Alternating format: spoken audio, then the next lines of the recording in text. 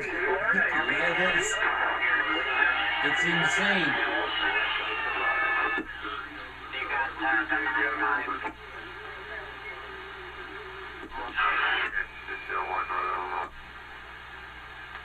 Skip coming in 37, 38, 39, 40. Let's turn that down. The needle's going just about to the red zone constantly. Hey guys, welcome back. I thought today I'd talk about a gift a local friend gave me. 262 in South Carolina. If you hear him on the air, give him a shout. Hell of a guy. But I was talking to him on the radio, and he told me he wanted to send a non-working amp my way. Well, this is what he sent me. I met up with him yesterday, and this is the beast that he gave me. Alright, let me bring you in closer, and I'll give you a better look at this.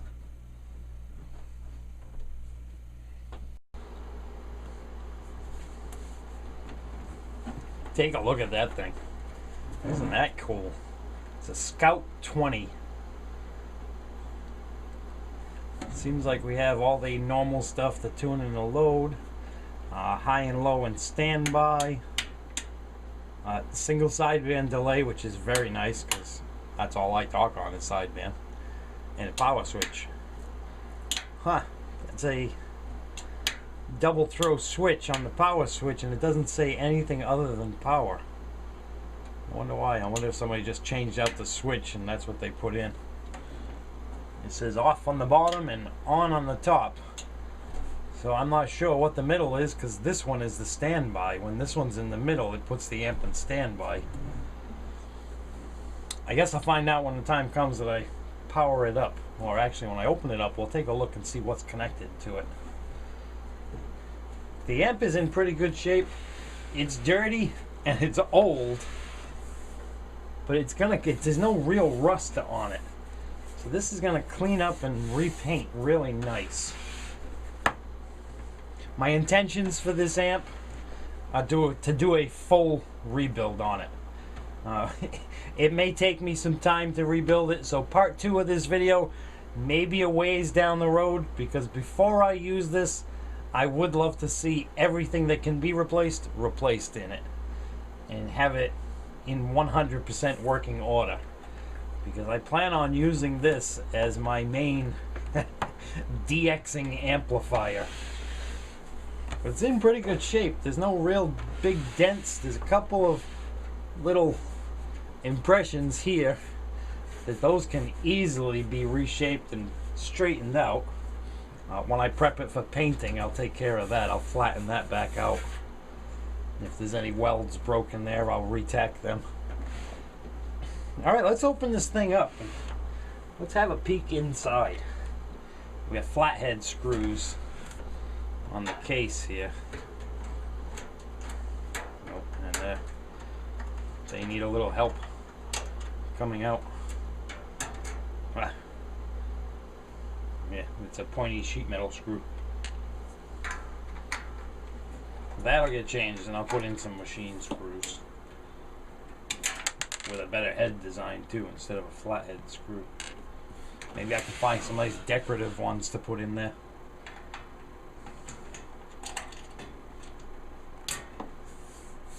Actually, might as well keep all the screws together, right?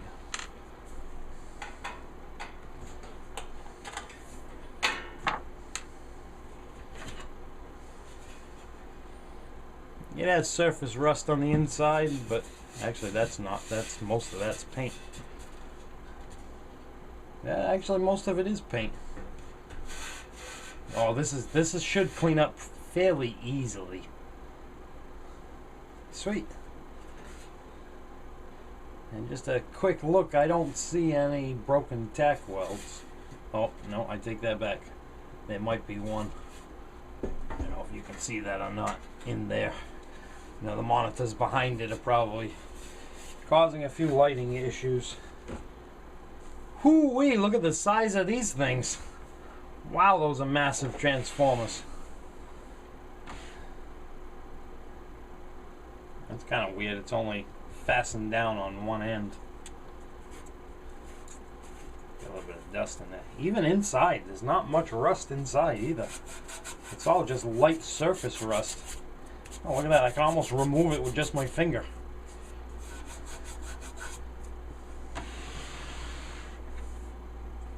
He said the fan does work. And he said every single tube lights up. Let me see if I can read what these are. 6LQ6. 4 of those. And... well, I just can't read the writing on any of these. Let me throw a little extra light on the subject. Let's see if I can find where the labels are. 6JG6. To let you guys know, this is the very first tube amplifier I have ever had. Every amplifier I've ever had has been a transistor amp. So this is all new to me. I've heard of these before, the 6LQ6s. I think that's a decent tube. Like I said, I haven't done a lot of research yet. I just got this amplifier yesterday, in the middle of the day yesterday. Excuse me. I was working on a skip video last night, so I didn't really have much opportunity to look this up. I have looked it up a little bit this morning, but again, I don't have a whole lot of info on it yet. One thing that I did read is that it's about a 500 to 600 watt linear on sideband, which is why I want to set this up and have it for my main DXing amplifier, so that when skip is like it is today, hear that? It's just voice on top of voice on top of voice, and now and then you have somebody that comes up on top of the pile. I want to be that guy that comes on top of the pile. That's pretty much the only time I'm really going to use it. For normal DXing, I'm just going to continue to use my little amp that I have. When the time comes, I'll show you how I'm going to set that up. So let's see. We were told that this has some issues, that it's not putting out power, but all the tubes are lighting up. So first we're going to look inside here and see if we see anything that's broken, out of whack, disconnected. Find the obvious first, and then start attacking everything else. Well, it's dusty in here, not real bad, but that's the only thing I'm seeing on the top side. I have a feeling its issues are going to be on the bottom. Let's turn that so you can see too.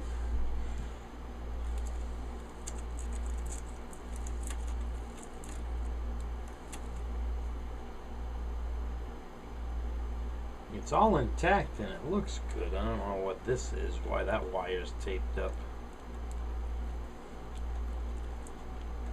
It feels like it's 2 wires soldered together inside of there. It's got a nice smooth little bubble in there.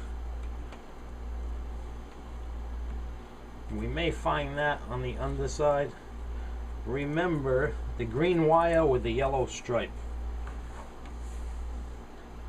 because we're going to have to put the cover back on this. Actually, no, we don't, do we? Let me put a piece of cardboard on my desk so I don't scratch my desk all up. And let's stand this thing on end.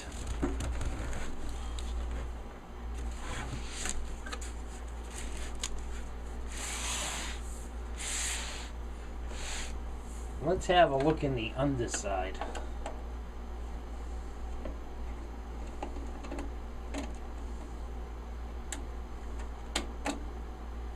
Self-tapping screws on the base. It's another spot that will end up getting machine screws.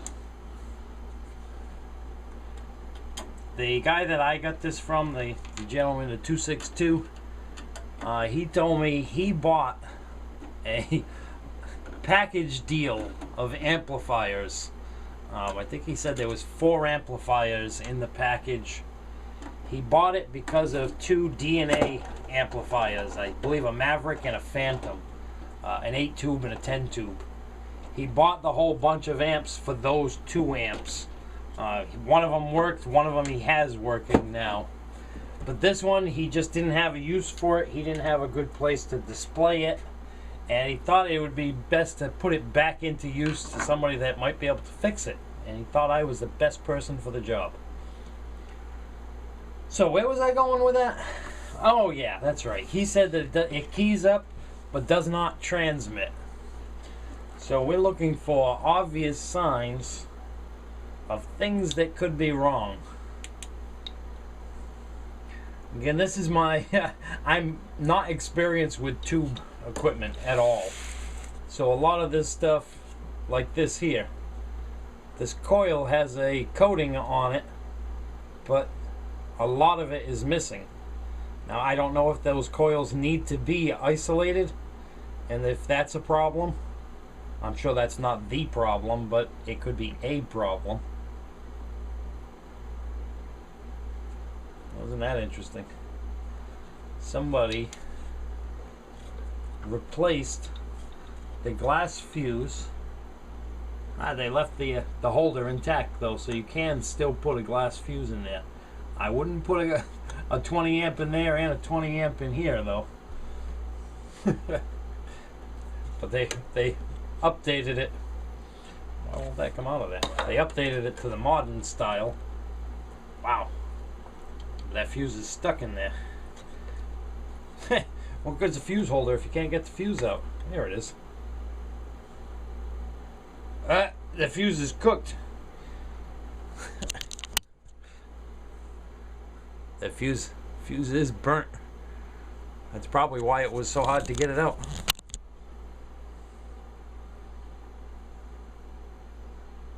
I guess I'm gonna be searching for a fuse, and before that, find out why it popped. That a 20 amp fuse on the 110 line. This thing should not be drawing 20 amps of power, especially not with a power cord like that. That power cord probably isn't designed to handle anything. Even 10 amps would be extreme on that. So I guess we're gonna have to find out. That had to have popped while 262 the last time he had it on. Like I said, he had it powered up and said that it would key up. It would excite the relay when he put power to it. So we're gonna have to investigate that. Find out why that fuse popped. I'm not gonna push it all the way in because I'm not gonna fight to get that out again.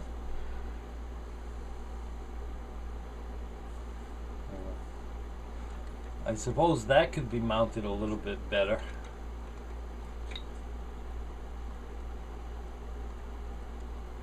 That's a pretty cheap socket. That does not look original. That's newer design. So somebody replaced the relay socket, probably to upgrade the relay. But that was the first area I wanted to check because he said the relay clicked, but it didn't put out any power, so I wanted to make sure all the connections were good at that relay. And they do all seem to be intact. Yep. They're all doing their thing. You guys see anything that I'm missing? Everything else looks to be connected.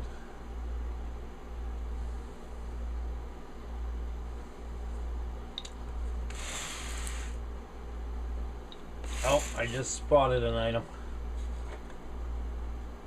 Can you see that? There's a leg of a capacitor that's not attached to anything. It's just kind of hanging there. I don't think that would cause it to blow that fuse either, though.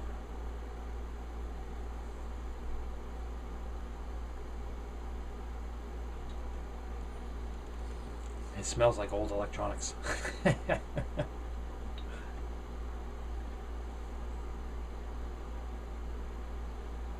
Alright, well, I guess I have to do some research on this and see what I can find. First, I'm going to look and find out the entire... Well, I want to see if I can get a schematic on this. Like I said, I looked briefly on the internet, and I did already find quite a bit of info on the amp, which is how I was able to find out that it is capable of 500 to 600 watts on sideband. I watched one video where the guy was driving one of these a little harder, and he was getting it to do 800 watts on AM.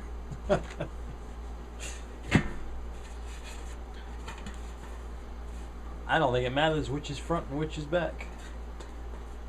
I say the side that's in the best condition goes in the front. I would do that one.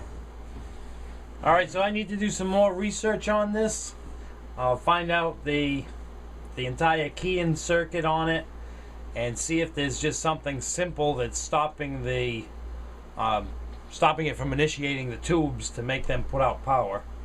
Find out possibly bad tubes. Like I said, he told me that all of the tubes lit up. So I don't know if they can be bad and still light up. I haven't had a tube amp or radio ever. So it's going to be a whole new learning experience. I'm going to see what I can do, and like I said, I want to completely rebuild this one, and then this one will get set up to run with my Washington for those days that I really want to get out. Alright, I guess that's it on the new amplifier, the gift to my shack. Thank you, Justin. 262 in South Carolina. If you hear him on the radio, give him a shout. Alright, thanks for watching, and I'll see you next time.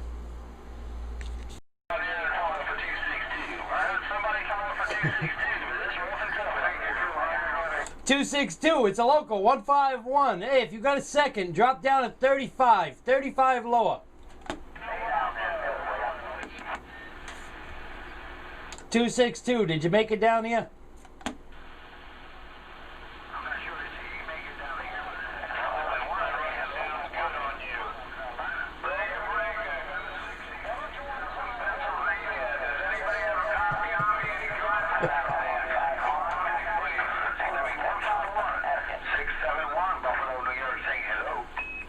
Hey, good morning, Lewis. I didn't expect to find you in here. I was actually trying to contact one of my locals, and I didn't even say who I was, and all kinds of people started calling for me. Hey, 671 up there in Buffalo, New York. I hear you loud and clear.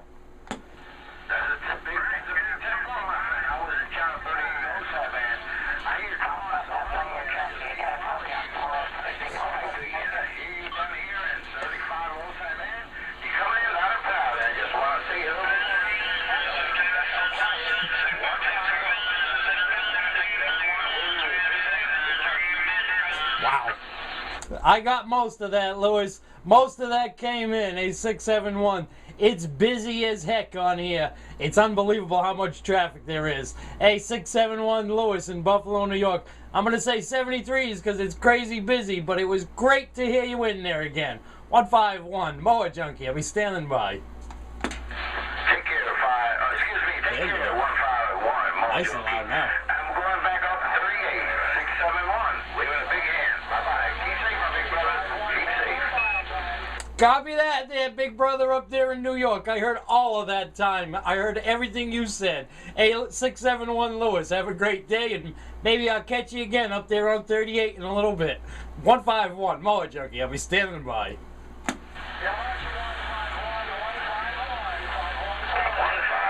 I didn't plan on doing this today. What was that? I had an Ohio station calling for Mower Junkie. Come on back. You got Mower Junkie.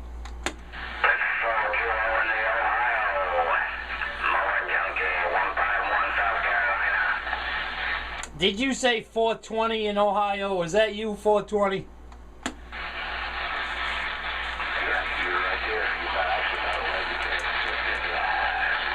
I think I lost you, Ohio. I think you said your numbers were 420, but it looks like the connection disappeared. Hey, 420 up there in Ohio. Have a great day. 151, Mower Junkie. I'll be standing by.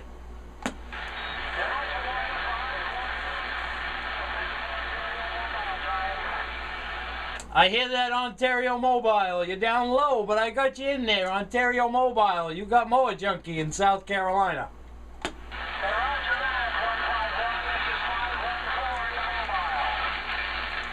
514, no shit, is that really you? Is that you, 514 up there in Ontario? You got 151, Mower Junkie. Very excited to finally talk to you.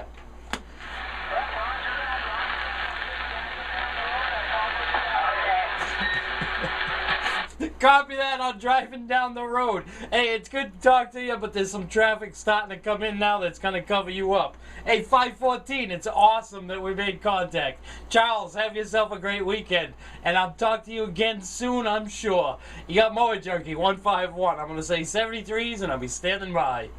Hey, roger that, 151. You have a good one, Mike. 1.4 mile. We're on the side listening. Awesome.